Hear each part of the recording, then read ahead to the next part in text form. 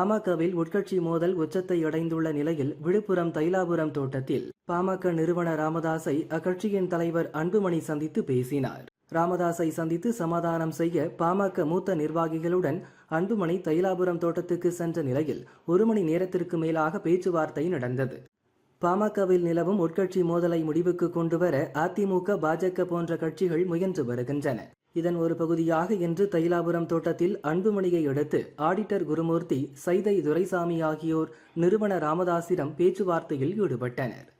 மத்திய உள்துறை அமைச்சர் அமித்ஷா வரும் 8ஆம் தேதி மதுரை வருகிறார். அவர் தென் மாவட்டங்களைச் சேர்ந்த பாஜக நிர்வாகிகள், தொண்டர்களை சந்தித்து தேர்தல் பணிகள் தொடர்பாக அறிவுரை வழங்க உள்ளார். மதுரையில் கடந்த 1ஆம் தேதி திமுக பொதுக்குழு நடந்த நிலையில் இதற்கு பதிலடி கொடுக்கவே அமித்ஷா நிர்வாகிகள் மற்றும் தொண்டர்களை சந்திக்கும் ஏற்பாட்டை செய்து மதுரைக்கு வருவதாக கட்சி நிர்வாகிகள் கூறினர். நம்முடைய சொகுசுக்காக இயற்கையை மாசுபடுத்தாமல் நம்மை வாழ வைக்கும் இயற்கையை பாதுகாக்க உறுதி ஏற்போம் என உலக சுற்றுச்சூழல் தினத்தை முன்னிட்டு முதல்வர் ஸ்டாலின் கூறியுள்ளார். காயிதே மில்லத் பிறந்த நாளை முன்னிட்டு தமிழக வெற்றிக் கழக தலைவர் விஜய் வாழ்த்து தெரிவித்துள்ளார்.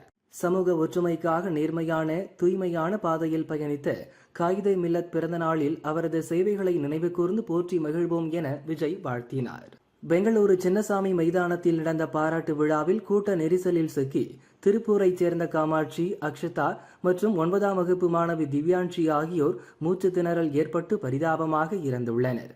தமிழகத்தைச் சேர்ந்த 3 பேர் இறந்துள்ள சம்பவம் பெரும் சோகத்தை ஏற்படுத்தியுள்ளது. பெங்களூருவில் கூட்ட நெரிசலில் சிக்கி தமிழர்கள் உள்ளிட்ட 11 பேர் உயிரிழந்த சம்பவத்திற்கு எதிர்க்கட்சித் தலைவர் எடப்பாடி பழனிசாமி இரங்கல் தெரிவித்துள்ளார்.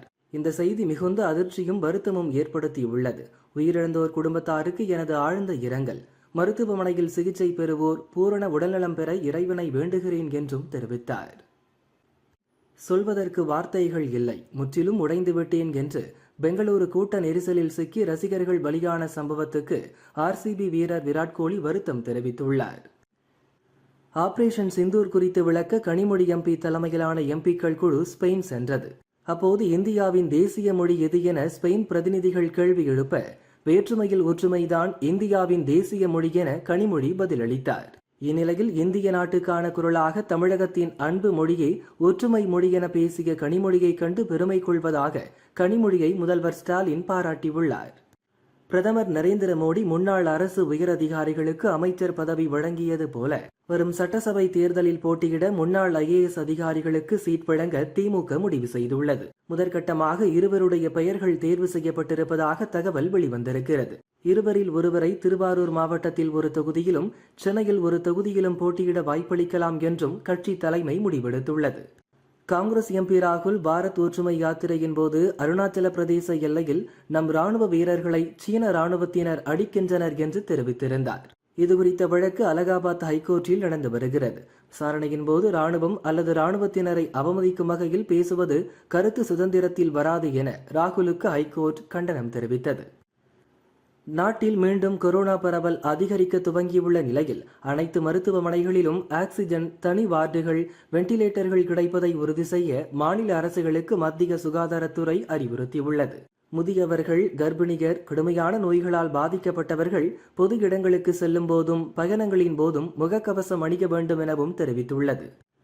இளநிலை மருத்துவ படிப்புகளுக்கான நீட் தேர்வு முடிவுகள் வரும் 14இல் வெளியாகிறது. இந்நிலையில் நாளை முதல் இளநிலை மருத்துவ மற்றும் பல் மருத்துவ படிப்புகளுக்கான விண்ணப்பங்கள் பெறப்படும் என அறிவிக்கப்பட்டுள்ளது. நீட் தேர்வு முடிவுகள் வெளியான பிறகு விண்ணப்பம் சமர்ப்பிக்க விரும்பும் மாணவர்களுக்காக விண்ணப்பத்துக்கான கால அவகாசம் நீட்டிக்கப்படும் எனவும் தெரிவிக்கப்பட்டுள்ளது. சென்னையில் இன்று ஆபரண தங்கம் சவரனுக்கு 320 ரூபாய் உயர்ந்து ஒரு சவரன் 73,040 ரூபாய்க்கும் 1 கிராம் 9,130 ரூபாய்க்கும் விற்பனையாகிறது.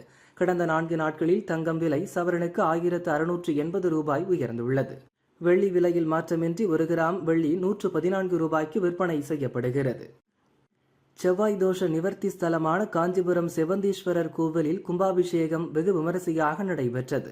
பக்தர்கள் திரளாக பங்கேற்று சாமி தரிசனம் செய்தனர். கன்னியாகுமரியில் சுற்றுலா படகு சேவை கட்டணம் இன்று முதல் உயர்த்தப்படுகிறது. சாதாரண கட்டணம் 75 ரூபாயிலிருந்து 100 ரூபாயாகவும், மாணவர் கட்டணம் 30 ரூபாயிலிருந்து 40 ரூபாயாகவும் உயர்த்தப்பட்டுள்ளது. சிறப்பு கட்டணத்தில் மாற்றம் இல்லை. சென்னை திருவொற்றியூரில் பூட்டிய வீட்டிற்குள் பதுங்கி வாழ்ந்து வந்த ரவுடி கொலை செய்யப்பட்ட சம்பவம் பரபரப்பை ஏற்படுத்தியுள்ளது. தப்பி ஓடிய கொலையாளிகளை போலீசார் தேடி வருகின்றனர். ஐநா பொருளாதார மற்றும் சமூக கவுன்சில் உறுப்பினராக இந்தியா தேர்வாகியுள்ளது. 18வது முறையாக இந்த கவுன்சிலின் உறுப்பினராக இந்தியா தேர்வாகியுள்ளது. தங்கள் மீது நம்பிக்கை வைத்து ஆதரவளித்த நாடுகளுக்கு நன்றி தெரிவித்துக் கொள்வதாக வெளியுறவுத்துறை அமைச்சர் ஜெய்சங்கர் தெரிவித்துள்ளார். போலி இன்சூரன்ஸ் மூலம் 1282 கோடி ரூபாய் மோசடியில் ஈடுபட்டதாக இந்திய வம்சாவளி தொழிலதிபர் டன்மாய் சர்மா அமெரிக்காவில் கைது செய்யப்பட்டார்.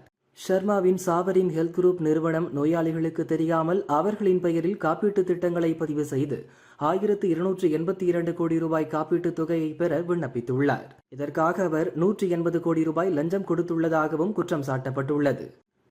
உக்ரைனின் ட்ரோன் தாக்குதலுக்கு ரஷ்யா கடும் பதிலடி கொடுக்கும் என அமெரிக்க அதிபர் ட்ரம்ப் தெரிவித்துள்ளார். அதனால் இருதரப்புக்கும் இடையே தற்போதைக்கு போர் நிறுத்தம் ஏற்பட சாத்தியமில்லை என்றும் தெரிவித்தார். ஆப்கானிஸ்தான், பர்மா, காங்கோ குடியரசு உள்ளிட்ட 12 நாட்டினர் அமெரிக்காவிற்கு பயணம் செய்ய அதிபர் ட்ரம்ப் தடை விதித்துள்ளார். சமீபத்தில் கொலராடோவில் நடந்த பயங்கரவாத தாக்குதலால் வெளிநாட்டினர் சிலர் அமெரிக்காவிற்குள் நுழைய கட்டுப்பாடுகள் விதிக்கப்பட்டுள்ளது. வெளிநாட்டினர் நமது நாட்டிற்குள் நுழைந்து அமெரிக்கர்களுக்கு தீங்கு விளைவிப்பதை ஏற்க முடியாது என ட்ரம்ப் சொன்னார்.